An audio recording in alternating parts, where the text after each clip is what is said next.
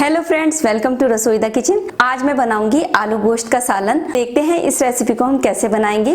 तो यहाँ मैंने प्रेशर कुकर को गर्म होने के लिए रखा हुआ है। इसमें डाल देंगे 2 सर्विंग स्पून रिफाइंड ऑयल। आप चाहें तो इसको मस्टर्ड ऑयल में भी बना सकते हैं। तेल को हम थोड़ा सा गर्म कर लेंगे। तेल गर्म होने के बाद हम इसमें डाल देंगे 1 बड़े साइज की प्याज बारीक कटी हुई। और प्याज को हम हाई फ्लेम पर तब तक फ्राई करेंगे जब तक कि इसका कलर हल्का सा गोल्डन ब्राउन ना हो जाए। प्याज का कलर हल्का सा चेंज होने के बाद अब हम इसमें डालेंगे साबुत मसाले। तो यहाँ मैंने 2 तेजपात, 1 स्टिक दालचीनी की, 2 हरी इलायची और 1 बड़ी इलायची, ये हम इसमें ऐड कर देंगे। और इसको भी हम इसके साथ थोड़ा सा भून लेंगे ताकि खड़े मसालों का फ्लेवर प्याज में और तेल में अच्छे से आ जाए। इसमें अब ऐड करेंगे हम आधा किलो गोश्त। इसको मैंने साफ धो लिया है।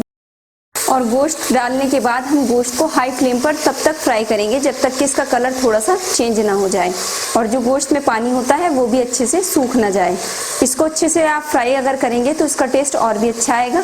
और इसी के साथ हम इसमें ऐड कर देंगे 2 छोटे चम्मच लहसुन अदरक का पेस्ट और साथ साथ हम इसमें डालेंगे 1 छोटा चम्मच नमक। नमक आप अपने टेस्ट के हिसाब से इसमें ऐड कर सकते हैं।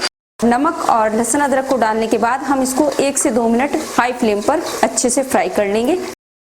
लहसुन अदरक को भूनने के बाद अब हम इसमें ऐड करेंगे सूखे मसाले। 1 छोटा चम्मच लाल मिर्च पाउडर। मिर्च आप अपने टेस्ट के हिसाब से कम या ज्यादा इसमें ऐड कर सकते हैं। 1 चौथाई चम्मच हल्दी पाउडर, 4 छोटे चम्मच धनिया पाउडर, 1 छोटा चम्मच कश्मीरी लाल मिर्च पाउडर। ये ऑप्शनल है, अगर आप चाहें तो इसको स्किप भी कर सकते हैं, लेकिन इसको डालने से कलर बहुत अच्छा आएगा। आधा छोटा चम्मच गरम मसाला। इन सब मसालों को हम अच्छे से मिक्स कर लेंगे। और मसालों को डालने के बाद हम इसको 1 से 2 मिनट हल्का सा भून लेंगे।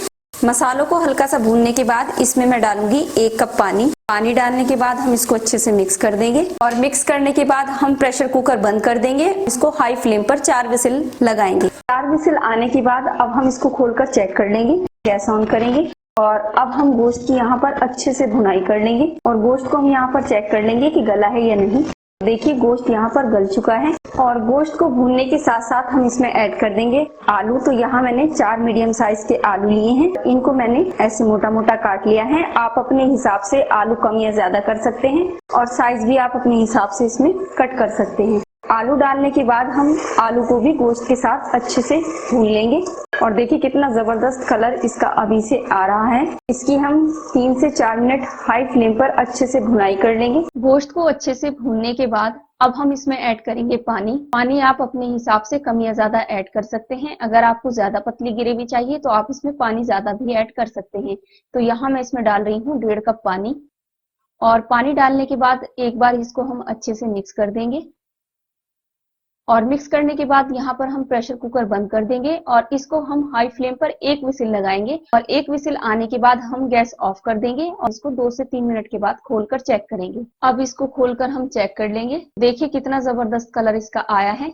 एक बार अच्छे से मिक्स कर लेंगे। और देखिए यहाँ आलू भी बहुत अच्छे से गल चुके हैं। अब इसमें हम डालेंगे 1 चौथाई चम्मच केवड़ा वाटर। इसको डालने से इसमें एक देग का टेस्ट आएगा। और लास्ट में हम डालेंगे थोड़ा सा कटा हुआ हरा धनिया। और उसके बाद हम इसको डिश आउट कर लेंगे।